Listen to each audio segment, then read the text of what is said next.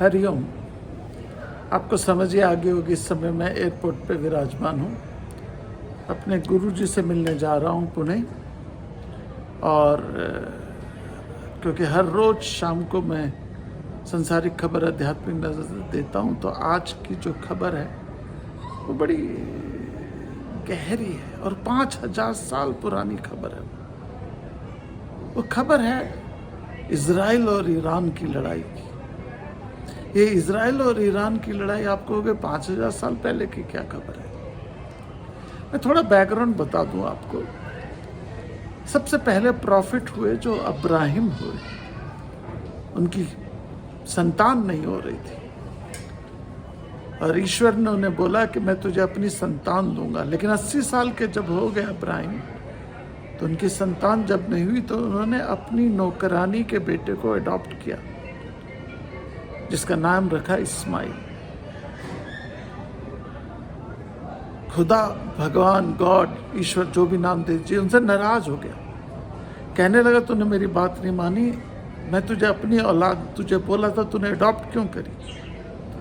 तो उसके बाद 80 साल की उम्र में उनकी दूसरी संतान पैदा हुई, जिनका नाम रखा इसहाक। इसहाक दूसरी संतान थी। अब इसहाक और इस्माइल की नहीं बनने लगी, उनकी प्रॉब्लम आ गई। जब झगड़ा ज़्यादा हो गया तो खुदा ने, ईश्वर ने, गॉड ने, जो भी नाम दे दीजिए, अब्राहिम को बोला कि तुझे अपने ओरिजिनल बेटे इसहाक को बलि चढ़ाना होगा और उस बलि के कारण तुझे ये प्रॉब्लम सॉल्व होगी। इब्राहिम बहुत फेथफुल था, उसने भगवान की बात मान ली और उस बात को मान के उसने अपने बेटे को, अपने ओरिजिनल बेटे को, रियल सन को जब सैक्रिफाइस कराने गया तो वहाँ पे वो भेड़ बन गया, भेड़ की तरह हो गई। उसका बेटा बच गया इसहाक और भेड़ की बलि हुई। तब से ह्यूमन बलि बंद कर दी गई, एनिमल बलि देने चाहिए। ये जो बकरा ईद होती है, ये मुसलमानों में यहीं से होती है। अब इस्माइल और इसहाक की जब नहीं बनी तो इस्माइल को अब्राहिम ने कहा कि तू अरब चला जा। तो इस्माइल के बच्चे आगे जाके अरब में इस्लाम को किया और इसहाक के बच्चे आगे जाके जुडाइज्म को क्रिएट किया। अब ये जो जू और मुसलमानों की लड़ाई है, ये 1-2 साल, 10 साल, 50 साल की नहीं है। और ये कब तक चलेगी I don't know, I have no idea. But ये कयामत तक कहते हैं चलेगी। ये कहते हैं कयामत तक चलेगी और कयामत कब आएगी उसके अलग अलग साइंस बताए जाते हैं। सो हम सब लोग जो सनातन परंपरा को मानते हैं वो शायद इस बात से अजीब माने ये क्या बोल रहे हैं, लेकिन सच ये है कि इनके रूह में इस्लाम, क्रिश्चियनिटी एंड जुडाइज्म के रूह में ये बात बसी हुई है कि जब तक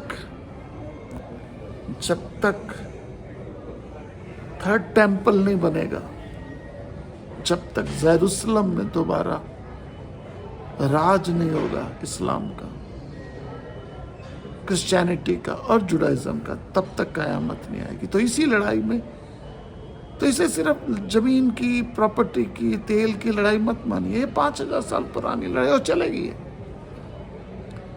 अब्राहिम टेम्पल जो जेरूसलम है वो 3 धर्मों का सेंटर है। So what I am trying to build up here is, बड़ा लंबी बीमारी है ये। और ये अमीरी, गरीबी, बड़ा, अनपढ़ से कुछ नहीं लेना देना। ये इस समाज के डीएनए में बैठ चुकी है। और यही मुझे लगता है कि ये इतनी ज्यादा इनके जिस्म जान पे बैठ गई है, जू हो या इस्लाम हो, कि ये किस हद तक जा सकते हैं मैं आपको बता नहीं सकता। यदि आप गूगल सर्च करिए तो उसमें थर्ड टेम्पल मेकिंग पे चेक कर लीजिए। और रेड गाय के बछड़े की बलि के बारे में आप गूगल सर्च, क्योंकि इस पर मेरा बताना मुझे शर्म आती है बताते हुए, क्योंकि इतना गंद फैला हुआ है, इतना गंद फैला हुआ है कि हम समझ ही नहीं सकते। सो अंत में इतना ही कहना चाहूँगा, संसारिक खबर आध्यात्मिक नज़र में कि समय मैं ट्रैवल कर रहा हूँ और ये थोड़े समय में मुझे देना पड़ी बात, but end of the day ये जो झगड़े हैं ये अध्यात्म के नहीं है, ये पावर गेम है। This is not for spirituality, this is just a power game. और उस पावर गेम में हु इज मोस्ट पावरफुल, उसी की लड़ाई है। चाहे वो इस्लाम हो, चाहे वो जुडाइज्म हो, चाहे वो क्रिश्चियनिटी हो, मूल में इनका पावर गेम है। एंड जब तक ये ईगो पावर की रहेगी, ये कॉन्फ्लिक्ट रहता रहेगा। सोचेगा इस बात पे। हरिओम।